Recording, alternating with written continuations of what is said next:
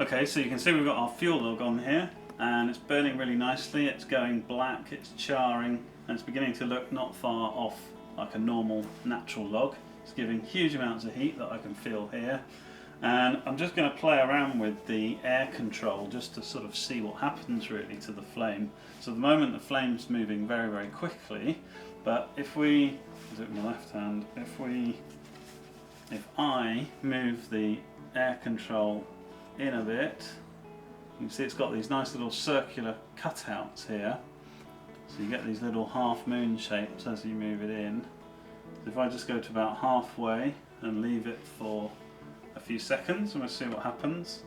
I think you can see the flame sort of slowing down a bit, and again, because we've got it all very hot, it's all just burning very cleanly and very nicely.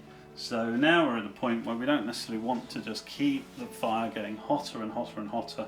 We just want the stove to get hot and then radiate a nice amount of heat all day long.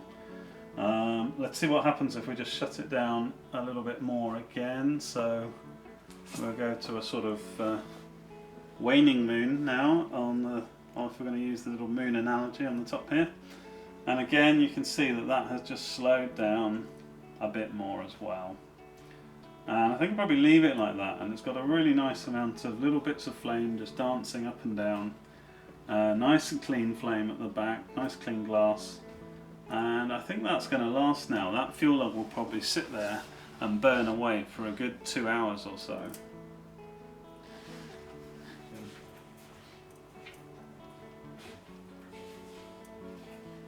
Okay, so we've done our lighting sequence. We've shown how important it is to get the stove really, really hot. We've got the flue warmed up. We've demonstrated what primary air and secondary air can do. We've put a fuel log on, a Blazer's fuel log on, and you can see, and I've shut the air supply down at the top to about as far as I can go without it stopping and without there being insufficient oxygen and it smoking. And you can see how we just got this lovely, slow, lazy flame.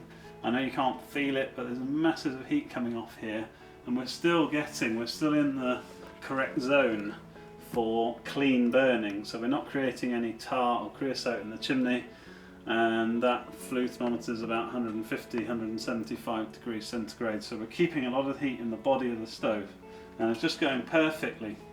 And what I want to show really next is what happens if you don't do what I've said, because essentially you just burn all your fuel. And so sometimes at Woof we get questions from people saying, you know, it only lasts for 5 minutes, or I've been through a whole pack in an hour.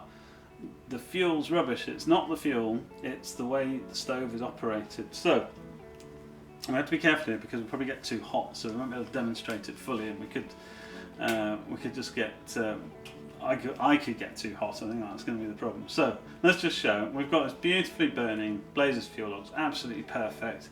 Almost looks like a normal log. It's black, a bit of gentle flame coming off, and most importantly we're getting all the heat. So if we open this air control, no, let's do this one.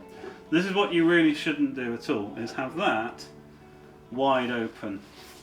And now what you can see, you've got an incredibly fast rate of burn, and what you're doing is you're pulling cold air through the bottom of this stove, up through the flame, very, very bright, it's nice, it's dramatic, but all that cold air is going through the stove, through the wood, and it's probably just venting straight out up through the chimney, and this way you will suddenly, I mean you can see how quickly it's burning, you'll just get rid of all your fuel, so we don't want that. So you can see how important it is to keep this shut down. And I've just shut it down now, and it's just finding it was burning very quickly, so it was very excited, and now it's seeking that oxygen. It's just trying to find a bit of oxygen because we're denying it the air at the top and the oxygen to burn, but it will just gently bed back down again in a minute. So now I'm going to show what happens when you open completely the air supply at the top. Now this is better, you're not getting the blast that you were getting through, and you're probably getting plenty of heat, but again you can see how the rate of burn has picked up. And again, that won't preserve your fuel. And the beauty of a stove over, say, an open fire is that you can reduce the air control just as you want it, and you can control the rate of burn.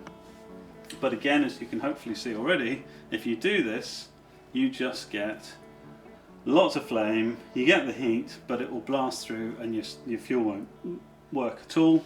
And worst of all, if you have it all open completely,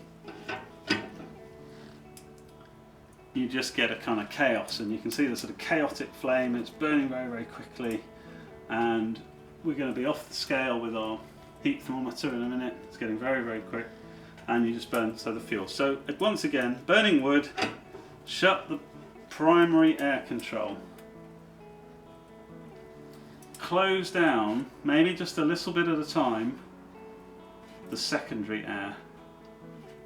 And eventually you get a nice, calm, slow burning, long lasting, high heat from your wood stove.